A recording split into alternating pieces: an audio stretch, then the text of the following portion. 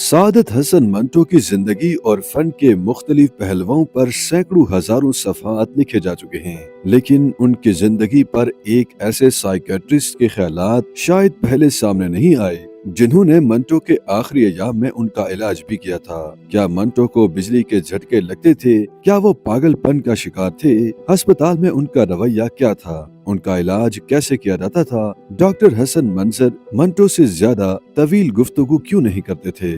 मंटो ने कौन कौन से अफसाने कहां से सिरका किए? इस जैसे कई अहम और दिलचस्प सवालों के जवाब हमें हसन मंजर साहब ने फराहम किए। इंडिपेंडेंट उर्दू के मुसन्निफ डॉक्टर उसामा बिन जुबैर, जो कि साइकेट्रिस्ट भी हैं, उन्होंने बताया कि डॉक्टर हसन मंजर कम गो अदबी हलकों से लाताल्लुक मगर 89 साल की उम्र में भी फाल और नाबगाए रोजगार फिक्शन निगार।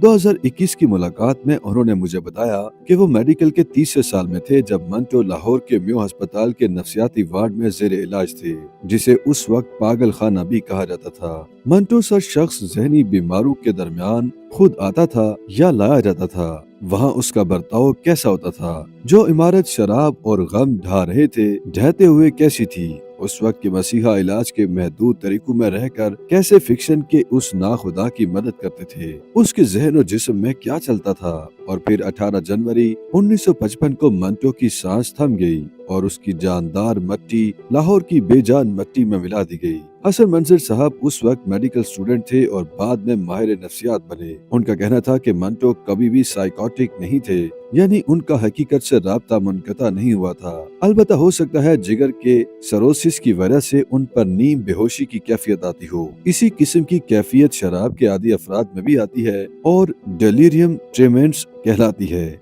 डॉक्टर हसन मंजर ने मंटो के शराब ज़दा दौर की डिसइनहिबिटेशन यानी रुकावटें तोड़ने का अमल को भी अच्छे अल्फाज में याद नहीं किया।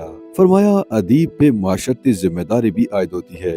बड़े अदीब को जेब नहीं देता कि वो माशरे में जुमानी जुमले जुबान जदेआम कराए। कुछ मंटो की शख्सियत और कुछ मैनोशी ने दिमाग की फ्रंटल लोब को मुतासिर किया। उनका दिमाग तेल और पानी का फर्क भूल गया। सोचा हुआ हर ख्याल बिना फिल्टर के उगला जाने लगा। अल्कोहल के बड़े मसाइल में से एक मसला ये भी है, बहुत फेंट चुका, पता फेंक और इस किस्म के जुमलों का मंचले नौजवान इंतजार करते थे। इसी कैफियत में उन्होंने किरदार कुशी की हद तक लोगों के बारे में गलत बातें भी लिखी। इंडिपेंडेंट उर्दू के मुसन्निफ ने बताया कि हमने डॉक्टर साहब से मंटो की शख्सियत और तर्ज अमल के बारे में पूछा। यादें उनके लाहौर के अव्वलिन दिनों से शुरू हुई। केमिकल कलर का ओवरकोट, सफेद शलवार कुर्ते पर लक्ष्मी चौक से तांगे पर बैठते थे और रॉयल पार्क में फिल्म वालों के इलाके में गायब हो जाते थे। अहमद राही ने डॉक्टर मंजर को बताया कि ये मंटो हैं और बम्बई से लाहौर आ चुके हैं। मुरली की धुन उसी जमाने का अफसाना है। नया इदारा भाटी गेट के अंदर मदीर की कुर्सी पर मंटो विराजमान होते थे और राइटिंग पैड पर लिखते रहते थे। बीच में कुछ देर के लिए गायब भी हो जाते थे। ऐसे ही उनकी जान पहचान बढ़ी। एक रोज मालूम हुआ कि मंटो अब तांगे पर नहीं बल्कि डॉक्टर पीरजादा के वार्ड में मिलेंगे। शराब नोशी ने उनके जिस्म और दिमाग पर कब्जा जमा लिया था। जिंदगी मौत की जानिब सरकना शुरू हो गई थी।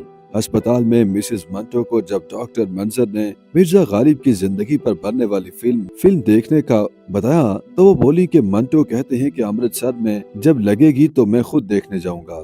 खींची हुई लकीर की हकीकत से शायद उनके किरदार आशना थे, मगर वो डिनाइल में थे या फिर अल्कोहल और सेरोसिस से मुताल्लिक दिमागी खलल आने लगा था। अहमद राही को भी मंटो ने कहा कि मैं देखना चाहता कि बेदी ने मेरे स्क्रीन प्ले नाल की किया है। डॉक्टर हसन मंजर भी मुझसे मुत्तफिक थे। सुबह से शाम तक मुझे लिख के देना है, तब मेरी बोतल की कीमत पूरी होगी। ये बोतल थी जिसने मंटो को मारा।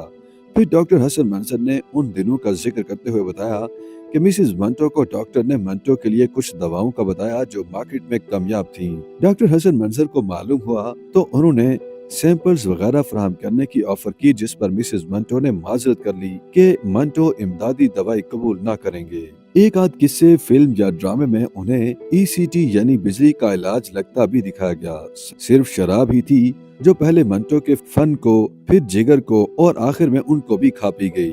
मंटो की जिंदगी और मौत को समझने के लिए मिसेस मंटो के किरदार का जायजा भी बेहद जरूरी है। डॉक्टर हसन मंजर ने बताया कि 1954 के म्यू अस्पताल के जब मैं शराबियों के वार्ड में वर्चुअल राउंड कर रहा होता था तो कई बार सफिया बेगम नजर आती थीं। अच्छी और मुदब्बर खातून के तौर पर मर्दों के वार्ड के बाहर खड़ी हुई, शौहर की फिक्र करती हुई, बेटियों को तन तनहा पालती हुई, शौहर की शोहरत और लम्हा लम्हा मौत को झेलती हुई। डॉक्टर मंजर से गुफ्तगू करके ऐसा मालूम हुआ जैसे सफिया बीबी मंटो की जिंदगी में ऐसे ही शामिल नहीं जैसे फिल्मों में एक मावन किरदार होता है जो हीरो के पस मंजर में दबा रहता है, मगर जिसे हटा दें तो फिल्म नामुकम्मल रहती है। मशहूर फिक्रा, हर कामयाब मर्द के पीछे एक औरत का हाथ होता है, बेशक कलीशे का दर्जा इख्तियार कर गया हो, मगर जितना ये सफिया बीबी पर फिट बैठता है शायद ही किसी और खातून पर। YouTube पर गूगली न्यूज देखने के लिए youtube.com की सर्च बार में गूगली न्यूज टीवी टाइप करें। गूगली न्यूज के पेज पर सुर्ख रंग के सब्सक्रिप्शन वाले बटन पर क्लिक करना ना भूलिए। YouTube पेज पर अपलोड होने वाली वीडियोस से बाखबर रहने के लिए बेल आइकन पर क्लिक कीजिए। आपको हर नई वीडियो के बारे में नोटिफिकेशन मौसूल हो जाएगा।